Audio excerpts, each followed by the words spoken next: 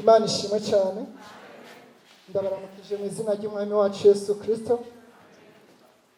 Numva nshimira Imana yongeye kungirira ubuntu bwo kuba imbere y'ishengero ry'Imana kugira ngo dusangire amajambo yayo.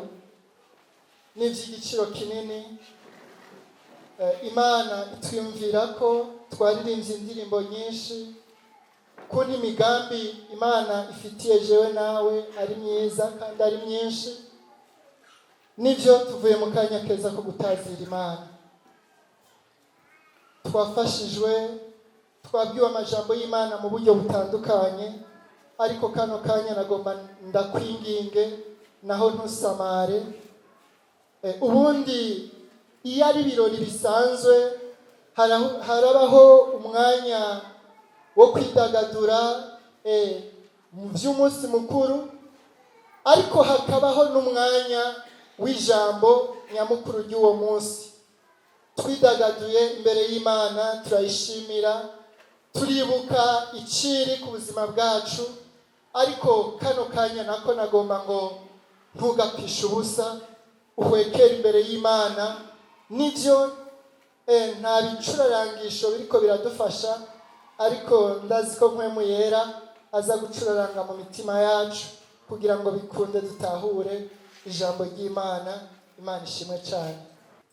Igihe cyose ndose akaryo ko kuba imbere y'Imana dusangira amajambo y'Imana n'abantu bayo, ndafata umwanya wo gusenga, nibaza nk'ukundi wese abikora, ariko mwuko gusenga nakomeje kwiyumvira ni gute Mana abantu bawe boshobora gufashwa n'ijambo ryawe ukarondera kugira ngo Imana ikugirire neza, nturongogwe n'ibigumbagumba, nturongogwe n'ibyo wibaza, ariko kugira ngo uronke ijambo rivuye ku Mana.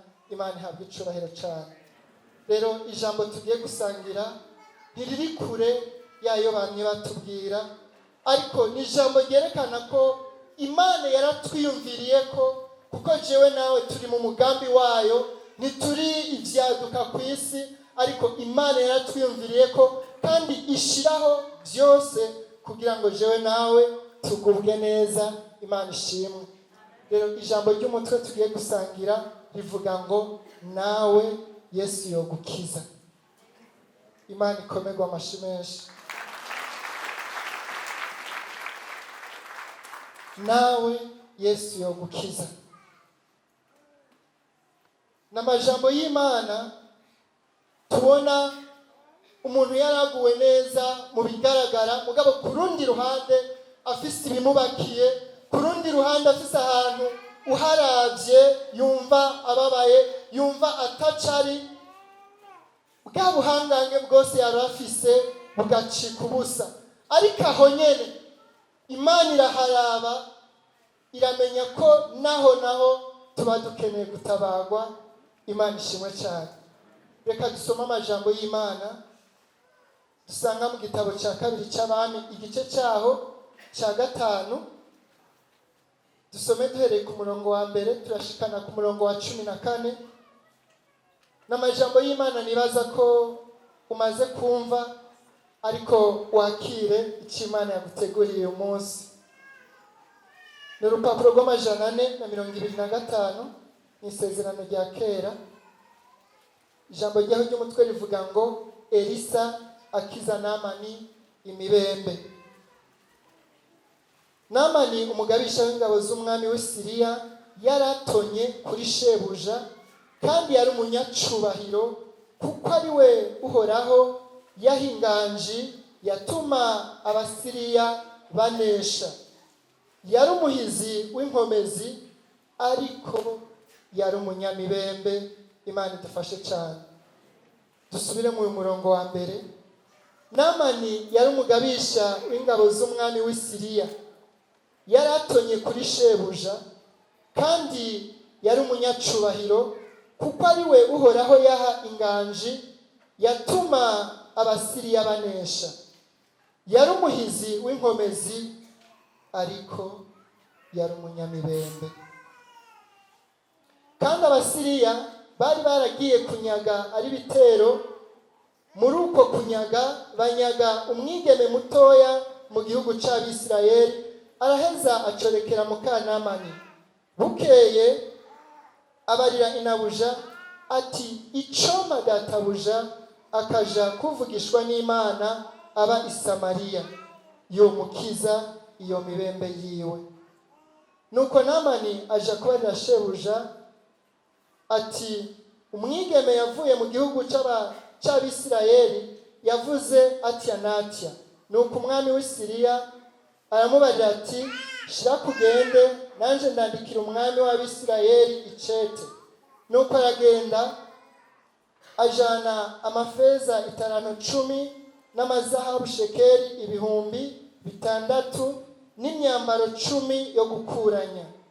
Nuko ashira umwami w'Abisirayeli ico cete, cavuga ngo ico cete nicagushikira urabona ko nkurungikiye musavyi wanje Namani ngo umukize imibembe. Maze umwami w'Abisirayeli asomye ico cete yitantamurira ko impuzu ziwe, aravuga ati mbega jewe ndi Imana ngo ntume umuntu apfa canke ngo abeho ko uyu mugabo andungikiye umuntu ngo ndamukize imibembe? Raba ingene anyigenza ko muheze muvyiyumvire. Maze Elisa wa muntu w'Imana yumvise ko umwami w'Abisirayeli yitantamuriye ko impuzu ziwe, amutumako ati niki gitumye witantamurira ko impuzu zawe? Naze iwanje aramenya yuko mu Bisirayeli hari uvugishwa n'Imana. Nuko Namani araza azana n'amafarasi yiwe n'imikogote yiwe, ahagarara ku muryango w'inzu ya Elisa. Elisa araheza amutumako ati genda wihagire muri Yorodani ibihetangabo ndwi, umubiri uraca usubira uko wahora, nawe uzoba uhumanutse. Ariko Namani acararaka arivumbura ati nahoze ngira ngo arasohoka ahagarare atakambira izina ry'Uhoraho Imana yiwe, azungagiza ukuboko hejuru yaho ngwaye ankiza imibembe. Mbega inzuzi z'i Damasiko abana na Farupari ntiziruta amazi yose y'Ibwisirayeli? Sinoshobora kuziyuhagiramwo ngahumanuka. Nuko arahindukira agenda aratse. Abantu biwe baramwegera baramubarira bati mbega mutungwa, iyaba uwo muvugishwa n'Imana akurangiye ikintu kigoye ntiwari kugikora? Nkeswe kukubarira ngo uyuhagire uhumanuke. Nuko aramanuka yibira muri Yorodani ibihetangabo ndwi nk'uko uwo muntu w'Imana yari yamubariye. Ako kanya umubiri wiwe uhinduka nk'uw'umwana muto, arahumanuka. Imana ikomerwa amashi menshi. Kandi ngo yari umuhizi, kuko ngo Uhoraho niwe yamaha intsinzi ituma Abasiriya banesha. Igihe cyose bagiye ku rugamba Namani bari kumwe bategerezwa gutahana intsinzi. Ni ukuvuga ngo yari atonye mw'ico gihugu, kandi ngo yari n'umunyacubahiro. Hanyuma mugabo tubonye ko yari afise ikindi kibazo gikomeye cyane, ngo yari umunyamibembe, yararwaye imibembe. Imana idufashe cyane. Hama mu Bisirayeli ingwara y'imibembe cyari ikimenyetso cy'uko umuntu ahumanye. Mbese urwaye imibembe ntiyaje hamwe n'abantu, yaba inyuma y'igisagara, kuko uwo cyari ikimenyetso cy'uko ahumanye. Imana idufashe cyane.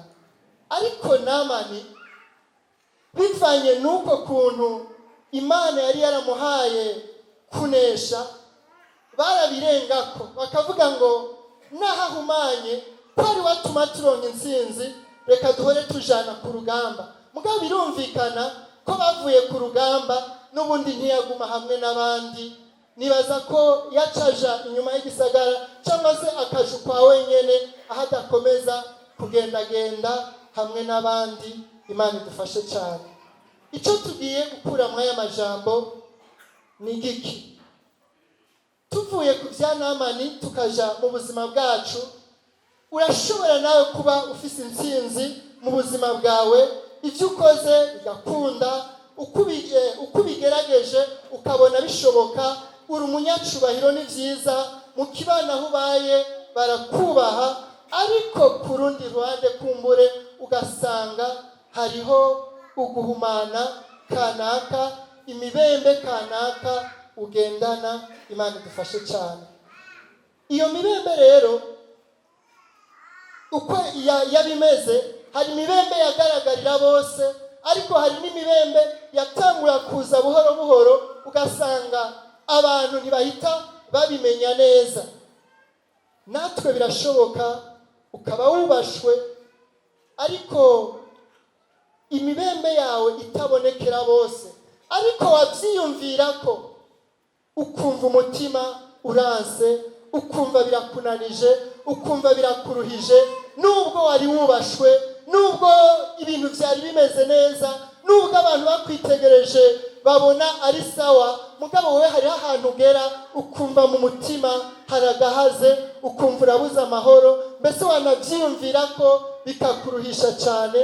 Hoho wiyumvira ko igihe kimwe byomenyekana, byogaragara, ukumva biranse rwose. Imana idufashe cyane. Na Namani niko yari ameze, yari afise intsinzi, ariko yari yumvira uko kuntu ataja hamwe n'abandi, uko kuntu ari kivume, nawe bikamunaniza, nawe bikamutsinda. Imana idufashe cyane. Hanyuma inkuru nziza irimwo nuko Imana yatwiyumviriye ko kuva kera hose. Imana ishimwe cyane.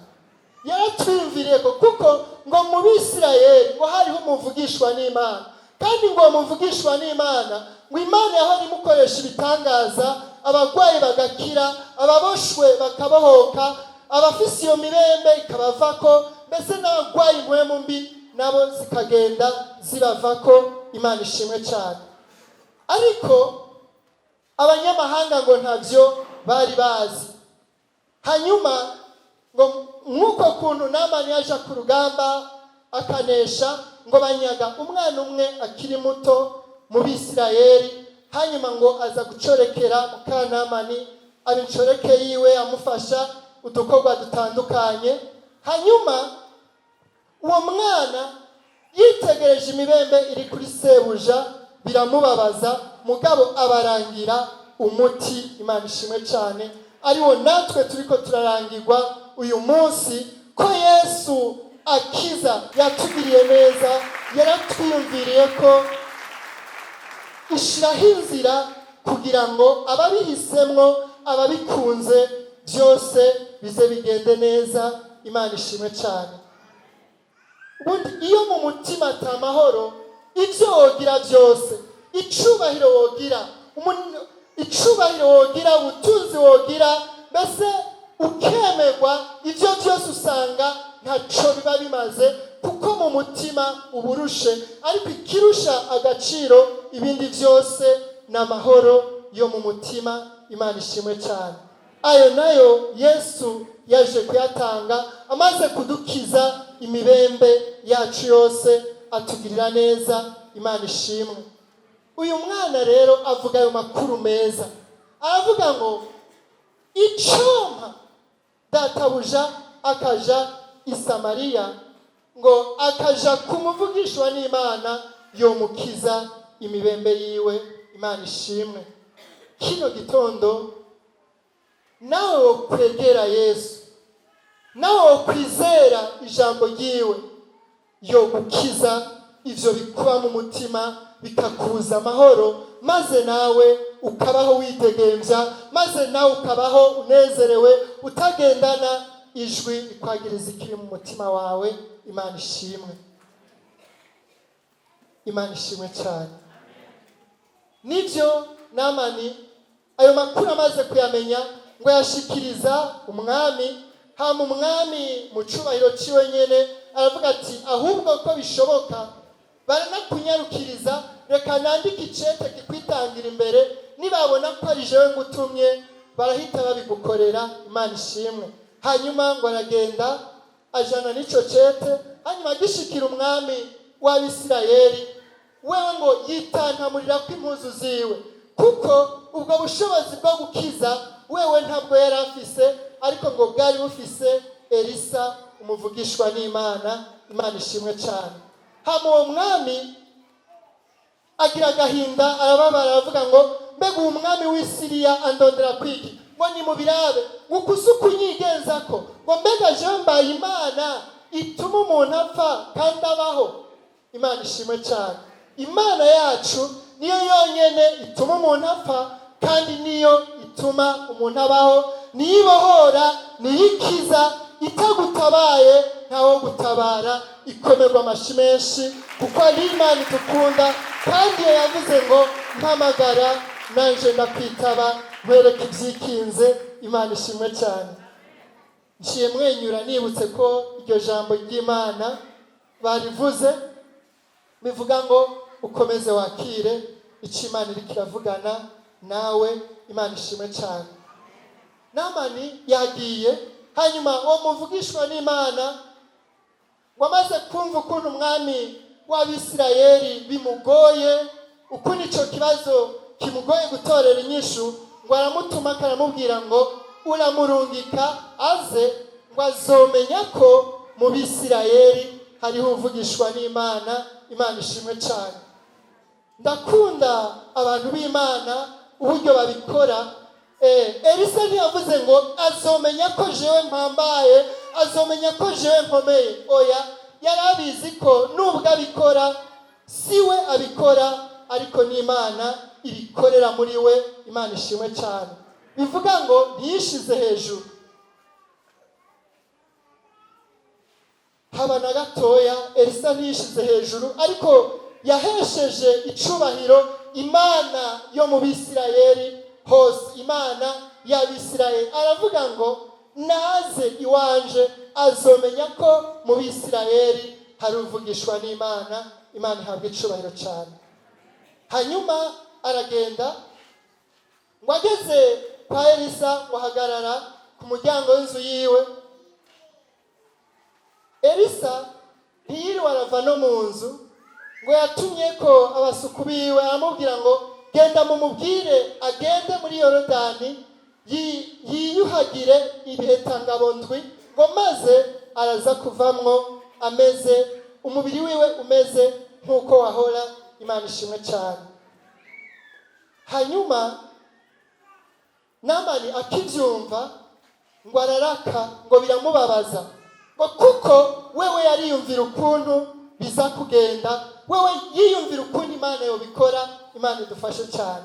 Nagomba nkubwire ngo aho ntuze wiyumvire uko Imana izobigenza kugira ngo igutabare, kuko inzira zayo ngo ntiziserangurika. Ntushobora kumenya inzira yocamo kugira igutabare. Ntushobora kwibwira muri wewe uko izobigenza kimwe ku kindi kugira ngo igutabare. Kimwe gusa, biragusaba kuyizera. Imana ishimwe cyane. Muririmbyi umwe yavuze ngo ntukibaze ingene uzotabagwa, kuko Imana itakugisha inama. Uzotabagwa bose babibona, nkuko Morodekayi yatabawe. Imana ishimwe cyane. Imana ishimwe. Ntukabyiyumvire ko, kuko ubyiyumviriye ko ushobora gucika intege, hama no gusenga iyo Mana no kurondera mu nyonga z'iyo Mana ukabivamwo wiyumviriye uburyo izobigenza, kuko kenshi usanga udatora inzira, usanga utabibona neza. Imana ishimwe cyane. Imana niwumva ngo Yesu arakiza, niwumva ngo Yesu arabohora, niwumva ngo Yesu aratabara, uzovyizere, hama umusenge. Ibisigaye uko azobigenza ni wakuzi, mugabe ico tuzi ni kimwe, nuko atabara, nuko abohora, nuko akiza. Imana ihabwa icubahiro cyane. Imana ishimwe. Ngo yibaza ngo kumbure ngo aza kuza, ngo azungagize ikiganza hejuru y'ahagwaye, hama ngo avuga amajambo ahamagara iyo Mana. niko wewe yabyibaza, hanyuma ngo bituma ataha ashavuye. Imana idufashe cyane. Jewe nawe iyo twumva ko Yesu agira neza, nitumwizigire gusa. Imana ishimwe. Reka dusome amajambo y'Imana dusanga mu cete cya mbere Pawulo yandikiye abikorinto. Icete cya mbere Pawulo yandikiye abikorinto igice cyaho cya mbere, dusome duhereye ku murongo wa 21 dushikane ku murongo wa 24. Ni urupapuro rw'186 mu isezerano rishasha. Umurongo wa 21 haravuga ngo, kuko naho ubwenge bw'Imana bwageze kwa bisi batazohabwa n'ubwenge bw'isi kumenya Imana, Imana yahimbawe gukirisha abayizera ubupfu bw'ivyigishwa. Kuko abayuda basaba ibimenyetso, abagiriki barondera ubwenge, ariko tweho tubabarira ivya Kristo yabambwe. Uyo ku bayuda ni kigwisha, ku banyamahanga ni ubupfu, ariko ku bahamagagwa b'abayuda n'abagiriki ni Kristo ubushobozi bw'Imana, kandi ni ubwenge bw'Imana. Imana ihabwa icubahiro cyane. Imana ishimwe. Ngo Imana vyayihimbaye gukirisha abayizera ubupfu bw'ivyizerwa. Imana ishimwe cyane. Ibintu womengo ntibikaze, ibintu womengo ntibihambaye, ibintu womengo biroroheje, aho ijambo ry'Imana kugira ngo ni wizere umwami Yesu urakira, ukumva umengo ni ibintu bito, ariko ivyo nyene ngo nivyo Imana yahisemwo gukirisha abayizera. Imana ishimwe cyane. Uyu munsi nawe uri kurumviriza aya majambo, uyu munsi uri kwakira aya majambo y'Imana avuga ngo nawe Yesu yogukiza, nuvyizere, hamushireko, usenge, umwereke imibembe yawe, hanyuma wumvirize icyakubwira, niyamara kukikubwira ugikore, ibisigaye uzotabagwa, uzogirirwa neza. Imana ihabwa icubahiro cyane, kandi twongere tuyikomera amashi. Ni umwizigirwa n'umugira neza ku rugezo ruhebuje. Imana ishimwe cyane. Nivyo ngo amaze kwiyumvira uko vyogenda, yumva ntabitoye, ngo asubira inyuma aratse, ariko ngo abantu biwe ngo baramubwira ngo, ewe mutungwa, ngo iyo byamuvugishwa n'Imana yagusavye ikintu gihambaye, mbega ntiwari kugikora? Usibye kukubwira ngo genda wiyuhagire ibihetangabonzwe. Imana idufashe cyane. Baramuhanura, hama bamaze kumuhanura nawe akenge karagaruka, hanyuma ngo aja kwiyuhagira muri Yorodani ibihetangabondwi nk'uko umuvugishwa n'Imana yabivuze. Maze ngo agiheza inshuro y'indwi, ngo ava mu mazi, ngo umubiri wiwe umeze nk'uw'umwana muto, maze arahumanuka. Imana ishimwe. Nanje nagomba ndakubwire ngo niwumvira icyo ijambo ry'Imana rikubwira, niwumvira uko ryakubwiye ugashirako ugakora, nta kabuza uzotabagwa. Ivyariko birakugora bizokuvako, hanyuma kugira neza kw'Imana kubane nawe, kuko Imana yacu ntibesha, iyo ivuze biraba, kandi yitegetse birakomera. Imana ikomerwa amashi menshi. Ngo Namani ava mu mazi, ngo umubiri wiwe umeze nk'uw'umwana muto. Imibembe ngo yasigura guhumana, yasigura kwandura. Rero kano kanya nawe tangura wiyumvire nibiki bimba mu mutima, vya bindi Imana ivyitegereje, ibona nanduye, ibona meze nduhumanye, nubwo womenga abantu baranyemera, nubwo womenga ibintu ni sawa, mbega nibiki biba muri jewe?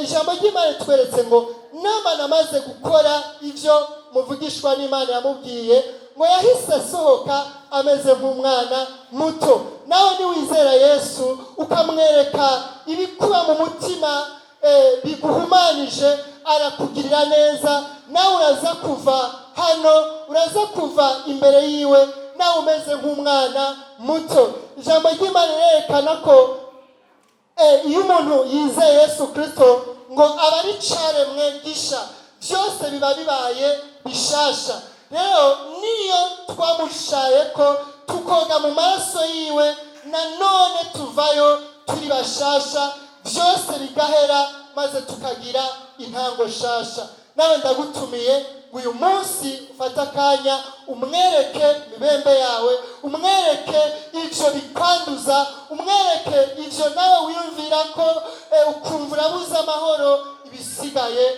yiteguye kugutabara, yaje kutugirira neza. Yesu abahezagire cyane.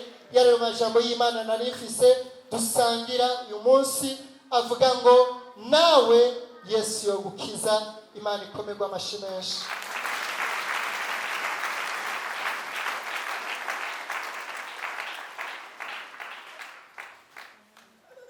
Imana ishimwe cyane.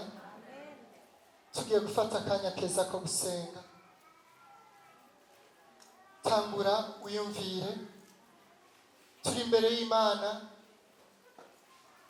ngo ni Imana ishobora byose, niko twabwiwe, kandi ngo ni ndiho n'uhoraho. Naryohewe cyane numvise iyo nsiguro ngo ni Imana ihorana n'abantu bayo, ni Imana ihorana nawe waje kwirondera, kandi ntihorana natwe kugira ngo bimere uko gusa, ariko no kugira ngo itugirire neza, idushoboze aho tudashoboye. Fata akanya uyumvire ku iyo Mana, utoranuze buri kintu cyose, maze uze kuri Yesu nawe aragukiza. Dukomeze tuvyiyumvire ko tugiye gusenga mu buryo bubiri. Uburyo bwa mbere, turasengana n'umuntu ari hano mugabo ataraha ubuzima bwiwe Yesu, atarakira Yesu nk'umwami n'umukiza w'ubugingo bwiwe. Ego nivyo Yesu arakiza, nivyo Yesu aratabara, mugabo ijambo ry'Imana riravuga ngo babiri ntibashobora kujana bataraganye. Mutabisezeranye ntimushobora kujana. Nimba iryo sezerano utararigira, nagomba nakubwire ngo n'aya majambo ntaco aza kukumarira, ariko niwagomba ko aya majambo tugaburiwe agira ububasha kuri wewe, niwizere hanyuma mugiriranire nawe isezerano, mutangurane nawe urugendo. Azogenda abana nawe kandi azogenda gukiza. Niwaba rero uri hano uvuga ngo sindakizwa, nanje uyu munsi ndagomba kwakira Yesu, ubigaragarisha ikiganza cawe, tugufashe gusenga, tukurongore mu iryo sengesho ryo kwakira Yesu.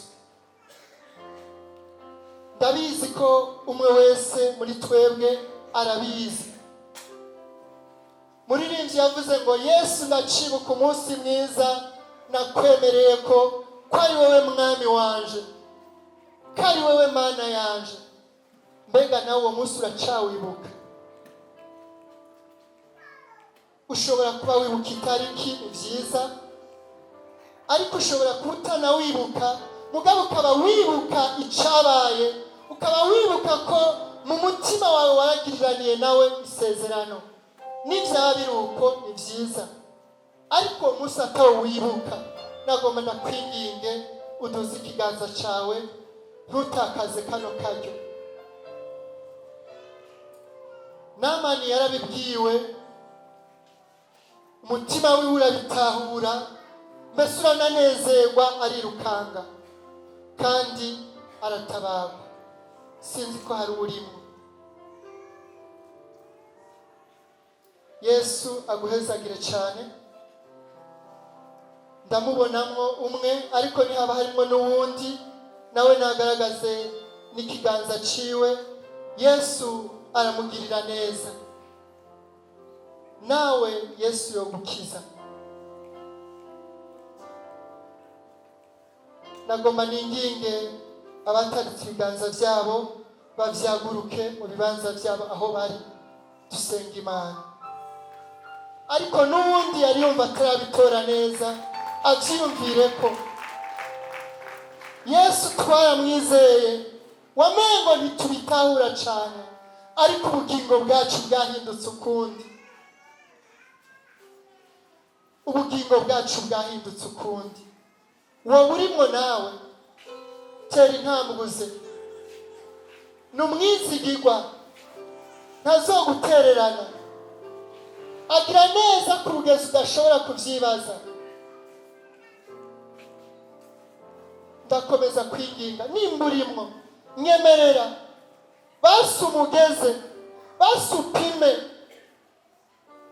ndazi ko uzonezerwa.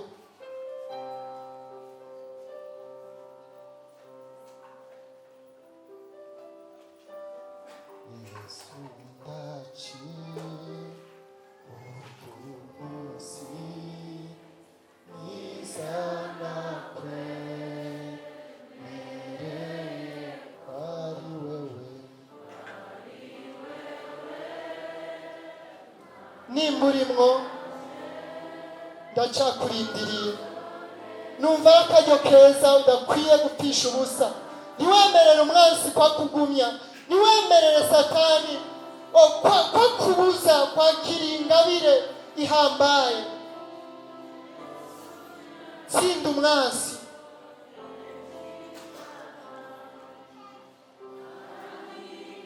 Komeza uvyiyumvireko. Hama abamwakiriye natwe dukomeze twiyumvire. Muri we tuva mu bwiza tukaja mu bundi, tuva ku ntambwe imwe tugashika ku yindi. Akagenda tweza, akagenda dutunganya, gushika aho tuzoshushanywa nawe. Dukomere Imana amashi menshi. Nyemerera dusangire umunezero n'abamarayika. Dukomere Imana amashi menshi. Data, turagukomeye amashi, turagushimiye kugiriye neza abantu bawe.